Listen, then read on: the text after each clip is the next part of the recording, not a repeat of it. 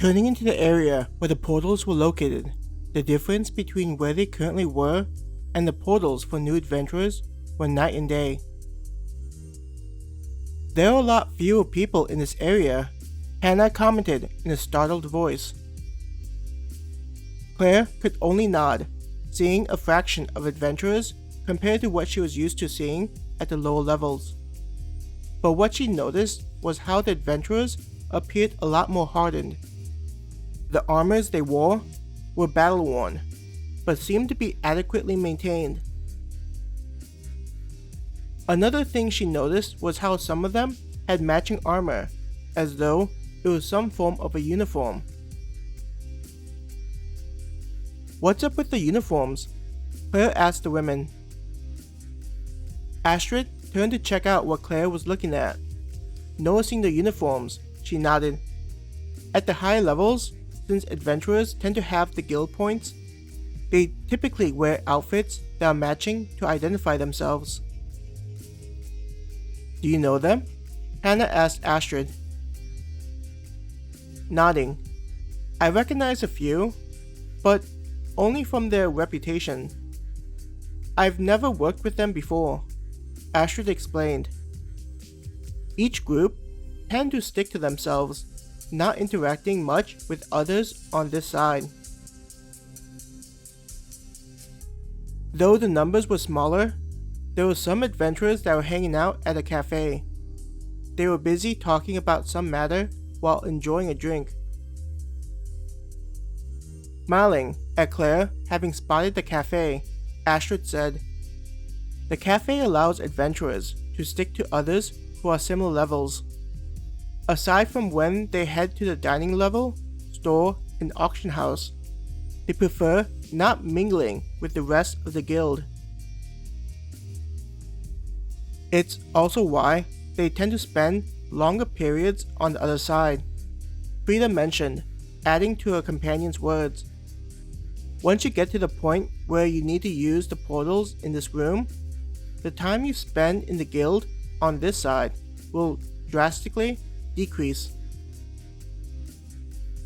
Claire looked at the people wearing uniforms with a new light, getting a deeper understanding of what adventurers were like at a high level. "Do you think we should design a uniform for our families?" Hannah looked at Claire. Running a hand through her hair, Claire thought about the question. "Are we even strong enough of a group to require uniforms?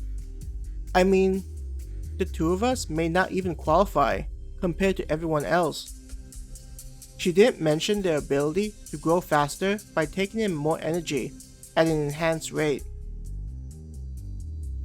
"I think it may be better for you to spend more time taking on jobs with your family before crossing that bridge," Astrid gently suggested, smiling at how eager the two seemed and forward-thinking. "There may even be an area you prefer to take on jobs where a uniform would be detrimental."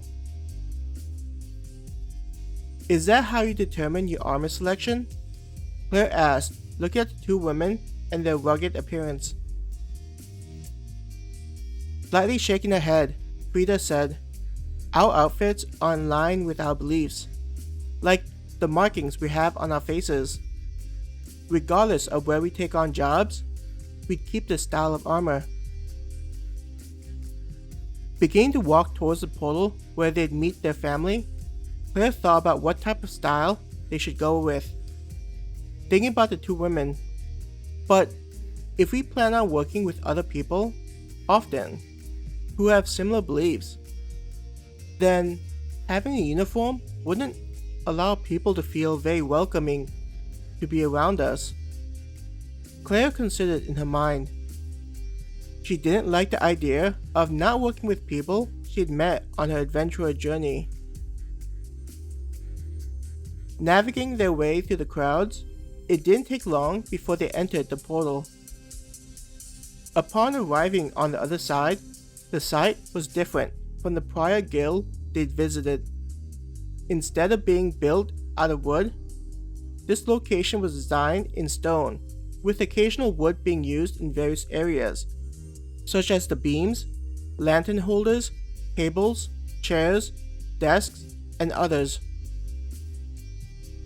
It was also vastly larger, several times the size of the ones they'd seen on the other side of the portal. With the increase in size was the larger number of people going about their business.